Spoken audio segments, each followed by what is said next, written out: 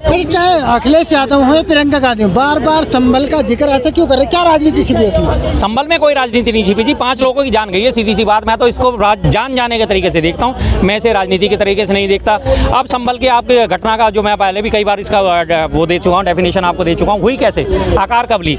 20 तारीख को पोलिंग थी, पोलिंग में इनको कहीं से कहीं उम्मीद नजर नहीं आ रही थी कि क्या होगा क्या नहीं होगा। अगले 3 दिन में जब उनके हेरा फेरियाँ हुई, सब कुछ हुआ और तमाम ऐसी घटनाएं आकार लेके गई जिसका इन्होंने इलेक्शन के बाद जवाब देना था। 23 तारीख को काउंटिंग होते ही अगले दिन 24 तारीख को सुबह सुबह 5:45 बजे 5:45 बजे संभल की घटना आकार लेगी। अब उस घटना के पीछे सारी चीज़ें छुप गई। सबसे बड़ी राजनीति क्या हुई? बहराइच का मुद्दा छिप गया। उसके बाद बरेली में जो 15 बच्चे जल के मरे उसका मुद्दा छिप गया। कुंदर की विधानसभा में 65% मुस्लिम वोट होने के बावजूद भी कुंदर की विधानसभा सीट बीजेपी का कैंडिडेट जीतता है 2.25 लाख वोट लेकर, वो मुद्दा छिप गया। कितनी बड़ी हेरा फेरी हुई। लेकिन राजापुर मीरापुर विधानसभा में बाकायदा पुलिस वालों ने पिस्तौलें दिखाई, वोट डालने नहीं जाने दिया, वो मुद्दा छुपा है इसके पीछे। नांदेड़ लोकसभा क्षेत्र का मुद्दा जो है, नांदेड़ लोकसभा में जीतता कांग्रेस का कैंडिडेट है लोकसभा में 5.5 लाख वोट लेके, लेकिन उसी के अंतर्गत आने वाले 6 विधानसभा सीटों में 6 के 6 बीजेपी के कैंडिडेट जीत जाते हैं और वोट उनका टोटल मिलता है कितना? 4.5 लाख वोट। कैसे हेरा फेरी हुई भाई? एक ही जनता जो है, सांसद आपको देखना चाहती है, विधायक इन 6 लोगों को चुनेगी, 1 सीट पे हो जाएगा, 2 पे हो जाएगा, 3 पे हो जाएगा, ऐसा कैसे होगा? महाराष्ट्र का मारकंडवारी गांव जिसमें सारा का सारा वोट जो है कांग्रेस को जाता है और उनके वो गांव से 0 वोट कांग्रेस को गया। अब उन्होंने कहा कि ये गलत है, हम इस पे मॉक पोल कराएंगे। उन्होंने कहा इसी अगले दिन ही कि हम बैलेट पेपर पे चुनाव कराएंगे। जिस दिन उन्होंने ये घोषणा करी उससे 1 दिन पहले जो है वहाँ पे कर्फ्यू लगा दिया गया। ये सारी घटनाएं छुपा दी है। तो संभल का राजनीतिकरण इस तरह से हुआ है और किसी तरह से नहीं हुआ। क्या चाहते हैं, अगर ये दंगे हुए हैं या बच्चे जलकर मरे, क्या उन्हें भी मोदी जी या योगी जी उठाते? विपक्ष का काम नहीं था? मोदी जी नहीं उठाते। मोदी जी का मुद्दा उठाना नहीं होता। एक चीज होती है, जो एक राजतंत्र के जो हेड होते हैं उनसे अपेक्षा करी जाती है कि संवेदना के 2 शब्द कहेंगे। आप ये देखिए कि बरेली में बच्चे 15 जल के मर जाते हैं और अगले दिन मोदी जी, हमारे योगी जी सभा कर रहे होते हैं, भाई आने वाले मिल्कीपुर उपचुनाव के लिए कमर कस लो। उनके मुंह से एक भी शब्द संवेदना का सुना आपने? विपक्ष हो, बहराइच का मुद्दा तो नहीं उठाया उन्होंने? बहराइच का मुद्दा सबने उठाया, किसने नहीं उठाया? बहराइच में भी जो भी हो वो भी गलत हुआ। बहराइच के मुद्दे के क्यों नहीं उठाया? कहाँ आप कहते हो कि बहराइच का मुद्दे नहीं? बहराइच का जो मारा गया राम गोपाल मिश्रा, उसके लिए सांत्वना के शब्द दिए गए और उसमें शासन प्रशासन ने 5 लाख का उसे 10 लाख का मुआवजा देने की घोषणा करी, 1 नौकरी देने की घोषणा करी उसके परिवार को और मकान देने की घोषणा करी। ये शासन द्वारा किया गया। अब मुद्दा संभल पे क्यों उठा?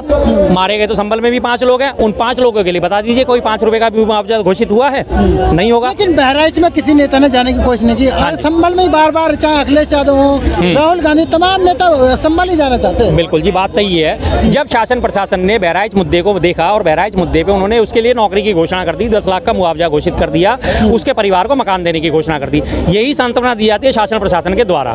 ठीक है जी, बात पूरी होगी। अब संभल का मुद्दा जब उठाते हैं, संभल में 5 लोग मारे जाते हैं, लेकिन शासन प्रशासन के मुंह से एक भी आवाज नहीं निकलती, 5 रुपए की भी घोषणा नहीं होती। वो मुआवजा तो दूर की बात है, उनके बाकायदा चिन्हित करके उनके घर और हटाए जाने की कोशिशें शुरू कर दी गई हैं। बुलडोजर तो चल रहा है ना, जो अपराधी हैं, जो अपराधी हैं उनके ऊपर बुलडोजर किस हिसाब से आप चला सकते हो? बुलडोजर कानून की तो व्याख्या भी सुप्रीम कोर्ट ने भी करी थी कि आप कैसे कह सकते हो कि जिस दिन कोई अभियुक्त बनता है अगले दिन उसका घर अवैध कैसे हुआ था? पिछले कई सालों से आप कैसे सो रहे थे? लेकिन कानून को भी प्रशासन ताक पे रख के चल रहा है। अभी मैं आपको अटोला मस्जिद का उदाहरण देता हूँ, जालौन में, जालौन मस्जिद का, वहाँ पे अभी 13 तारीख का जो है वो मामला जो है उसमें हाई कोर्ट में लंबित है। इलाहाबाद हाई कोर्ट में 13 तारीख को उसकी सुनवाई थी। आज 13 तारीख आज सुनवाई थी, लेकिन 2 दिन पहले उस पर बुलडोजर चला दिया गया। 2 दिन पहले शासन प्रशासन की पूरी अनदेखी कर दी, उन्होंने अनदेखी कर दी, चाहे वो कोर्ट का ऑर्डर है चाहे किसी भी चीज़ का ऑर्डर हो। तो ये बदमाशी नहीं है तो और क्या है? लेकिन कोर्ट ने कहा था कि यूपी पुलिस और डीजीपी याद रखें कि हम ऐसा कानून पारित करेंगे, आप याद रखें, लेकिन उसके बावजूद भी इस तरह की कार्रवाई कहाँ तक सही है? बिल्कुल कहा गया था, लेकिन कार्रवाई क्या हुई? मौखिक टिप्पणियों का जो है कोई औचित्य नहीं होता जब तक आप उसे लिखित रूप में नहीं लेके आते। आप मौखिक रूप से कह दो भाई सामने वाली बिल्डिंग मेरी है, क्या कोई मान लेगा? आप लिखित रूप में जब उसका प्रमाण लेके आओगे, लिखित आपके कागज पत्तर होंगे तभी तो माना जाएगा। अभी मैं आपको छोटा सा एक उदाहरण देता हूँ। पिछले हमारे दिवाली से पहले यहाँ पे दिल्ली में पटाखे बैन करने की हमारे गोपाल राय जी ने घोषणा कर दी। अब वो घोषणा उन्होंने कर दी जी पटाखे बैन करेंगे हम दिवाली पे। ओके, यहाँ जामा मस्जिद के आसपास होलसेलर सारे हैं, लेकिन वो फिर भी पटाखे बेचने में लगे हुए थे। क्यों? जब उनके पास वो बंद कराने का, उन्होंने कहा भाई साहब आदेश कहाँ है? लिखित का आदेश दिखाओ। लिखित का आदेश तब तक पारी नहीं हुआ था। लिखित का आदेश पारी हुआ दिवाली से 13 दिन पहले। जब लिखित का आदेश आया तब जाके उनकी दुकानों पर जो ताला डाला। तो जब तक आपके पास लिखित नहीं, आप कुछ नहीं कर सकते ना। आपके घर पे कोई आ जाता है आपको गिरफ्तार करने, आप मांगो को सही वारंट कहाँ है भाई, मेरा गिरफ्तारी कहाँ है, किस मुद्दे पे है, मौखिक तौर पे थोड़ी आपको उठा लिया जाएगा।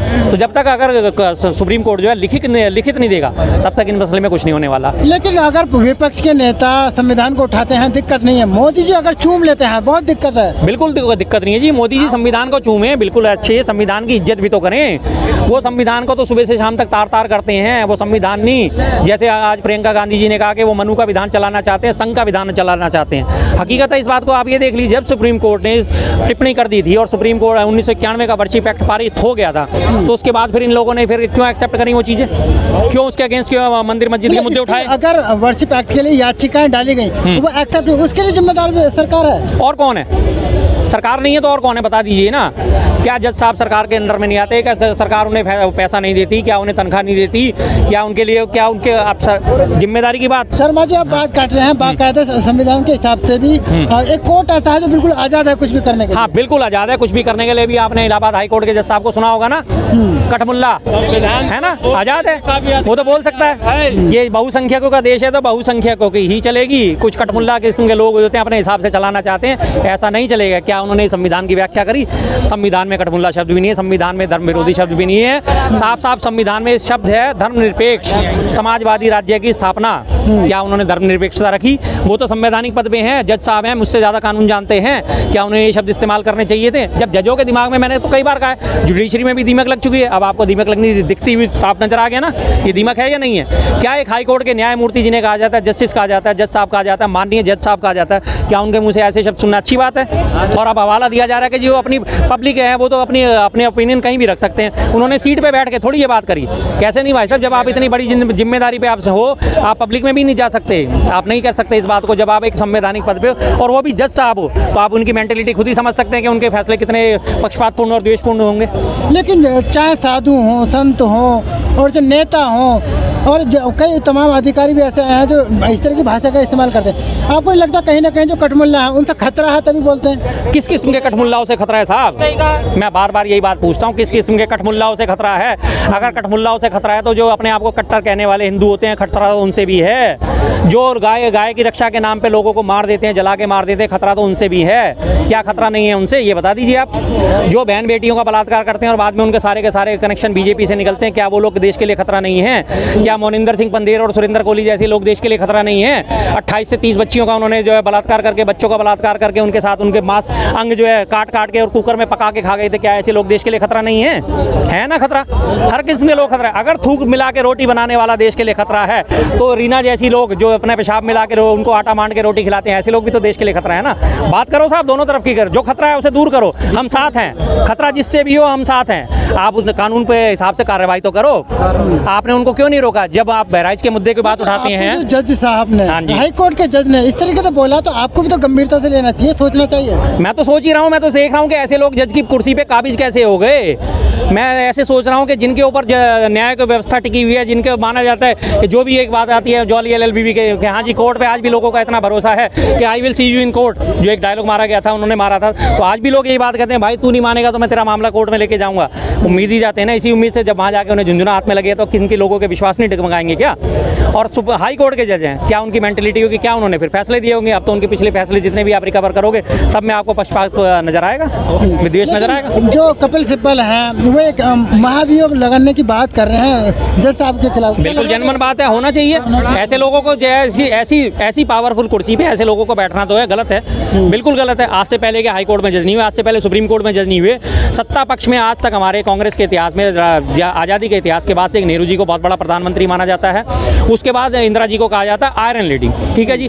उस आयरन लेडी ने भी तमाम सारी चीज़ों के बाद जब इलाहाबाद हाई कोर्ट का फैसला उनके खिलाफ आया था, उन्होंने हाई कोर्ट का फैसला नहीं मांगा, ओके जी। उनके जो चुनाव को अवैध घोषित करा गया था वो सुप्रीम कोर्ट गई, सुप्रीम कोर्ट में भी गई ना, चाहती तो वो भी जज साहब को बेदखल करके उसका फैसले ने, लेकिन जब वो सुप्रीम कोर्ट से भी उन्हें राहत नहीं मिली तब उन्होंने अपनी शक्ति का दुरुपयोग करके इमरजेंसी लगाई थी, लेकिन कोर्ट का तो सम्मान रखा था ना उन्होंने। आज की डेट में बता दीजिए कोर्ट का क्या सम्मान रखा जा रहा है? विपक्ष लगातार संभल के मामला को उठा रहा है, लेकिन आजम खान एक चिट्ठी लिखते हैं, वो ये कहते हैं कि जो सत्ता पर कब्जे का शुरुआत हुई वो रामपुर से हुई। विपक्ष रामपुर को भूला हुआ केवल संभल कर रहा है। ठीक बात है जी, रामपुर में भी ये सब चीज़ें शुरुआत होती थी। रही बात आजम खान साहब की, आजम खान साहब के पास एक के ऊपर एक लगातार उनके ऊपर मुकदमे दर्ज करे, कभी भैंस चोरी का, कभी बकरी चोरी का, कभी किसी किस्म का। एक मुकदमे में उनको जमानत मिलती थी, दूसरे मुकदमे में उनके ऊपर लाद के फिर से उन्हें जेल में अंदर रख दिया जाता था। सबने देखा है कि किस तरह से वहाँ शासन प्रशासन ने खेल करा लगातार। एक मुकदमे में जमानत मिलती है, अगले में फौरन लाद के उन्हें जेल में ही रहने दिया जाता था।